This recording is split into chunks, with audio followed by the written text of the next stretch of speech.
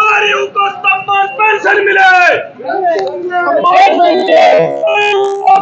सम्मान पेंशन मिले, पेंशन मिले, पेंशन लागू करो, हम हमारे हक मांगते, हमारा हक मांगते,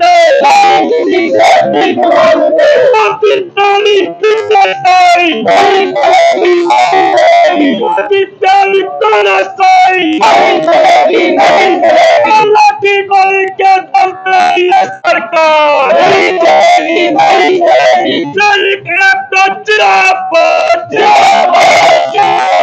हमारा संगत जिंदाबाद,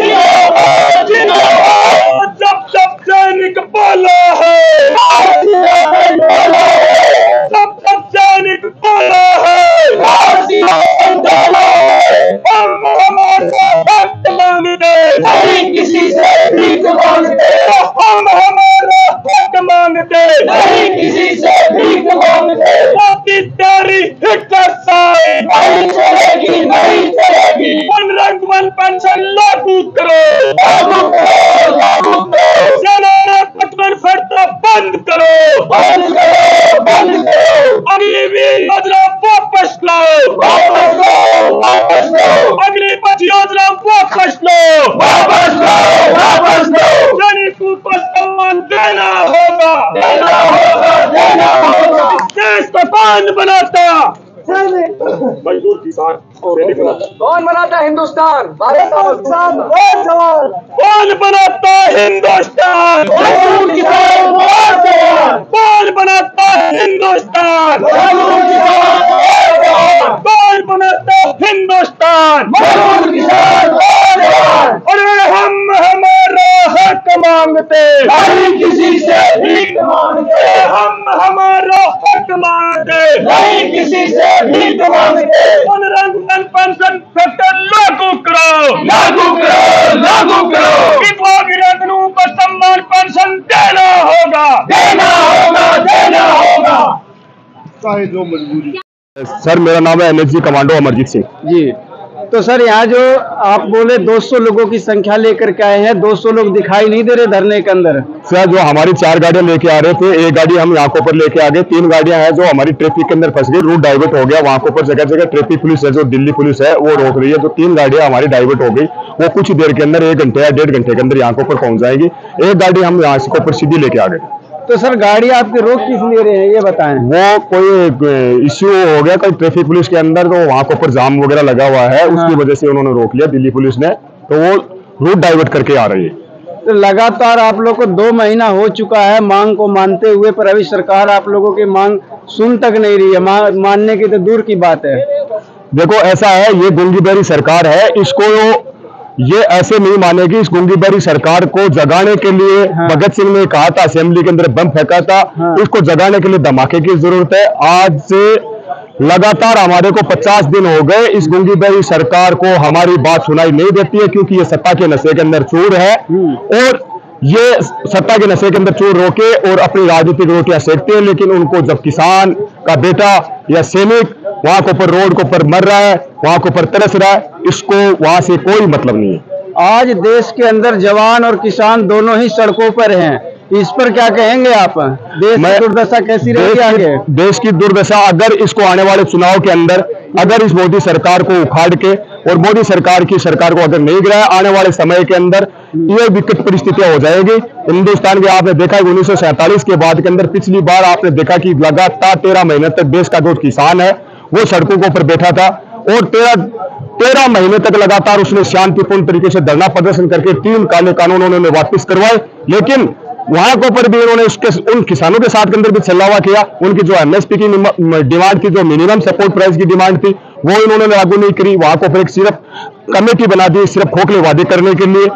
और जो तीनों काले कानून है वो तो नकेल कस के किसानों ने वापस ले लिए। उसके अंदर और भी थी, स्वामीनाथन आयोग की रिपोर्ट जो 1905 के अंदर उसकी अध्यक्षता के अंदर लागू हुई थी।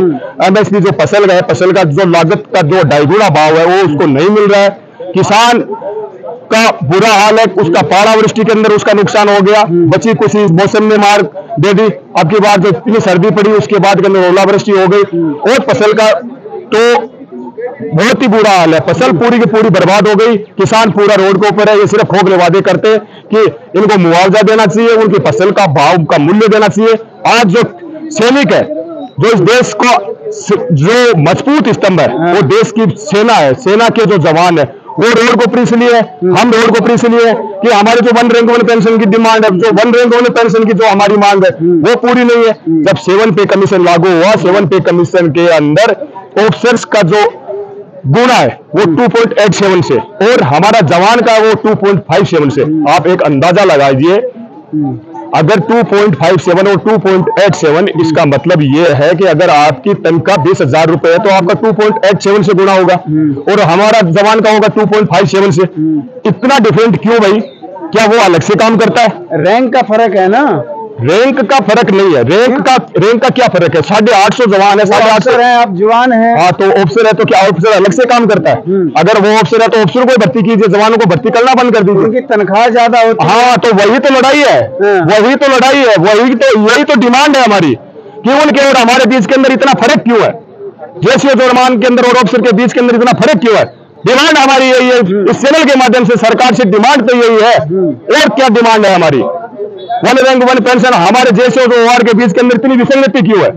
डिसेबिलिटी, अगर आपका एक कंधा कट गया, आपने अगर लड़ाई लड़ी है, उस ऑफिसर के जिसके खरोच भी नहीं है उसको मेडल मिल जाता है, और जवान ग्राउंड के अंदर जिसको टेररिस्ट को, आतंकवादी को जो किल करता है उसको जवान को मेडल नहीं मिलता, और वो सिर्फ जो अंदर बैठा जिसको खरोच तक नहीं आई उसको जवान, उसको ऑफिसर को मेडल मिल जाता है। ये जांच सीबीआई से जांच होनी चाहिए। सेना के अंदर इतना दखलेबाजी कि वहां के ऊपर, अगर मैं वहां के ऊपर पोस्ट के ऊपर हूं, अगर मैंने टेररिस्ट के साथ के अंदर मुकाबला किया, अगर मेरा एक हाथ चला गया, अगर मेरा एक पैर चला गया, तो मुझे मेडल नहीं मिल रहा है। उस ऑफिसर को जिसके खरोच तक नहीं आई, वो वहां के ऊपर उसके अंदर बेटा, आप वहां के ऊपर बोर्ड के ऊपर देख सकते हैं। आगरा के अंदर उदाहरण है, ऐसे उदाहरण आरआर के अंदर, राष्ट्रीय राइफल्स के अंदर भी बहुत सारे उदाहरण है जो हमारे को पता। ग्राउंड के अंदर ऐसे बहुत सारे उदाहरण है कि उसको एक भी गोली तो क्या दूर की बात है, वो तो धमाका दूर के दिल के अंदर घुस गया, उसको मेडल मिल जाता है और जवान को मेडल नहीं मिलता है। उसको डिसेबिलिटी पेंशन है, उसको डबल मिलती है, जवान को आधी मिलती है। ये अंतर क्यों? तो अफसर जो है, कमांड तो अफसर ही देते हैं ना, वो जिम्मेवारी ज्यादा अफसरों की होती है। अफसर की जिम्मेदारी नहीं होती है, जवान की जिम्मेवारी होती है। एक कमांड देने से वहां को प्रशासन नहीं चलता। सेना के अंदर जो अंग्रेजों के बनाए हुए रूल है वो रूल खत्म होने चाहिए, बटमैन की प्रथा वो खत्म होनी चाहिए। अगर ऑफिसर ने आदेश दे दिया तो ऑफिसर क्या 20-20 सहायक लेके घूमेगा? एक ऑफिसर का मैन प्रथा है क्या एक्चुअल में? ये सहायक प्रथा है। अच्छा, सहायक प्रथा है। आप जैसे ऑफिसर हो, अगर आप ऑफिसर हो, जवान हो, तो आपके 20 आदमी लेके घूमोगे। एक आपके कपड़े धोएगा, एक आपका पर्सनल काम करेगा। पर्सनल काम करने के लिए सेना के अंदर भर्ती नहीं होता है। देश का जो जवान है वो इसके अंदर सरहद के ऊपर लड़ाई लड़ने के लिए भर्ती होता है, वो देश की रक्षा करने के लिए भर्ती होता है, वो जूते पॉलिश करने के लिए, बूट पॉलिश करने के लिए नहीं होता है। और ये प्रथा सेना के अंदर लगातार चली आ रही है। और जब जवान कोई मुंह खोलता है अगर, तो उसकी आवाज को दबाया जाता है। सेना के अंदर आप किसी भी कैंप के अंदर देख लो, मीडिया की नो एंट्री, इंटेलिजेंस की नो एंट्री। इन सब चीजों को जो मजबूत स्तंभ होता है आपका जो चैनल है, लोकतंत्र के अंदर जो चौथा स्तंभ जो मीडिया को माना जाता है, जो देश की जो आम नागरिक है उसके हक और आवाज को सरकार तक पहुंचाने का काम करता है, उसको दबाने का काम वहां के ऊपर किया जाता है। सहायक प्रथा के अंदर जिसको काम नहीं करना वो मना भी तो कर सकता है ना? वो मना कर सकता है, लेकिन ये बंदी ही होनी चाहिए। कहने का मतलब है ये बंदी होनी चाहिए। वो तो बंद कर देगा, वो तो मना कर देगा। हाँ, कि मुझे नहीं करना। हाँ, नहीं करना है। जबरदस्ती है। जबरदस्ती भी करवाते हैं। जबरदस्ती कैसे? जबरदस्ती करवा देंगे। ये तो अगर मुंह खोलेगा, मेंटल फॉर्म भरो, उसका 10 नंबर भरो, उसका क्वार्टर गार्ड करो, उसका बहुत सारे रूल है करने के लिए, बहुत सारे रूल है। तो ये जो तानाशाही है, ये तानाशाही बंद होनी चाहिए। ये बंद हुआ मजदूर प्रथा बंद होनी चाहिए। 1 रैंक 1 पेंशन हमारी जो डिमांड है, मेन डिमांड हमारी ये है कि प्रधानमंत्री नरेंद्र मोदी तक ये बात हमारी जानी चाहिए, रक्षा मंत्री तक हमारी ये बात जानी चाहिए कि जो जवान है, जो देश का 40 लाख जो जवान है वो रिटायर्ड है, उसके पेट के ऊपर लात मारी जा चुकी है। उसका पेंशन आदि भी नहीं मिल रही है, जवान उस ऑफिसर्स को डबल मिल रही है। वो एक काम आप कर रहे हो, वही काम जवान कर रहा है। सिर्फ एक कमांड देने से नहीं होता, काम करने से होता है ग्राउंड के अंदर। अगर आप एक मोर्चा फतह करने के लिए जा रहे हो, दुश्मन को अगर वहां के ऊपर फतह कर आपसे बोलो कमांड करना, आपने पीछे से आदेश दे दिया कि टेररिस्ट को मारना है, तो वहां के ऊपर जवान आगे गोली खाने के लिए जाएगा और ऑफिसर पीछे बैठा रहेगा। ये कौन सी है? ये कौन सी कमांड हुई? ये कौन सा तरीका हुआ? आपकी लड़ाई किससे है? हमारी लड़ाई से है या अफसरों से है? हमारी लड़ाई सरकार से भी है, हमारी लड़ाई ऑफिसर से भी है। हमारी लड़ाई है कि हमारे को 1 रैंक 1 पेंशन, जो ऑफिसर्स और जेसीओज ओआर के बीच के अंदर जो विसंगति है वो बराबर होनी चाहिए। उनके बीच के अंदर जो गैप है, ये गैप नहीं होना चाहिए। तो आप लोग जो भूतपूर्व सैनिक हैं, लोगों में एकता तो है नहीं, पर सरकार कैसे बात मान लेगी आप लोगों की? क्यों एकता नहीं है? क्यों नहीं एकता? कहाँ है? अलग अलग धरने लगाए जा रहे हैं, आपस में ही मतभेद कर रहे हैं। कोई मतभेद नहीं कर रहा, सब एक धरने के नीचे है, सब एक ग्राउंड के अंदर है, सब एक बैनर तले है। ये है हमारा नेशनल लेवल के ऊपर कॉल है। अलग अलग हमने जिम्मेवारी बांटी है कि आज उत्तराखंड के आएंगे, आज केरल के आएंगे, आज कश्मीर के आएंगे, आज यूपी के आएंगे, आज एमपी के आएंगे, आज झुंझुनू के आएगा, सीकर के आएंगे, राजस्थान के। हम सब एक बैनर के तले हैं। जंतर मंतर के ऊपर ये देश का जो अपनी राजधानी है, इस वहां के ऊपर, हाँ बेशक हमारे सबके जो सोसाइटी है, कम्युनिटी है, वो अलग अलग है, लेकिन हमारी सबकी मांग एक ही है और एक ही जाजिम के ऊपर है। हम कोई अलग अलग नहीं है। ये गुमराह करने वाले आपके बीच के अंदर होंगे, ये कोई गुमराह किया जा रहा होगा। करने की बात नहीं सर, आप यहाँ से 100 मीटर पीछे जा करके देख लीजिए, एक धरना लगा हुआ है जो बताया जाता है जनरल सतवीर का धरना चल रहा है और 14 जून 2015 से चल रहा है और यहाँ फिर 55 दिनों से भी धरना चल रहा है। तो किसकी बात माने, किस पे विश्वास करे? भूतपूर्व सैनिक, भूतपूर्व सैनिकों के साथ के अंदर जनरल सतवीर सिंह ने उस टाइम के ऊपर मतलब छलावा किया, इनके साथ के अंदर धोखा किया। हमारी मांग ये है कि जो जेसीओज है, ऑफिसर्स की हमारे को भागीदारी नहीं चाहिए, हमारे को उनका हस्तक्षेप नहीं चाहिए। हमारे जो कमेटी है, जो हमारे मेंबर है, जेसीओज और ओआर की लड़ाई है। अगर हमारे साथ के अंदर कोई दिल का साफ कोई आदमी है जो समझता है कि जुनून समझता है कि भाई इनकी आवाज सही है, इनकी डिमांड सही है, वो हमारे साथ के अंदर आ सकता है। बाकी हमारी उनसे कोई लड़ाई नहीं है। हमारी लड़ाई है कि इनके बीच के अंदर जो विसंगतियां है, इनके बीच के अंदर जो फैक्टर है, जो फिटमेंट फैक्टर है 2.57, 2.87, ये दूर किया जाए। तो यानी आपका कहना है कि अफसर भी इसमें हिस्सा ले सकते हैं? अफसर हिस्सा लो, कोई दिक्कत नहीं है। लेकिन उसके और बीच के अंदर जो खाई है वो दूर करना है। अगर सच्चे तरीके से आते हैं हमारे साथ के अंदर आ सकते हैं, कोई दिक्कत नहीं है। लेकिन हमारी मेन डिमांड यही है कि जो 7 पे कमीशन के अंदर उन्होंने वेतन विसंगति के नाम के ऊपर जो जवानों के साथ के अंदर छलावा किया, जो जवानों के साथ के अंदर जो धोखा किया, वो बात प्रधानमंत्री तक पहुंचनी चाहिए।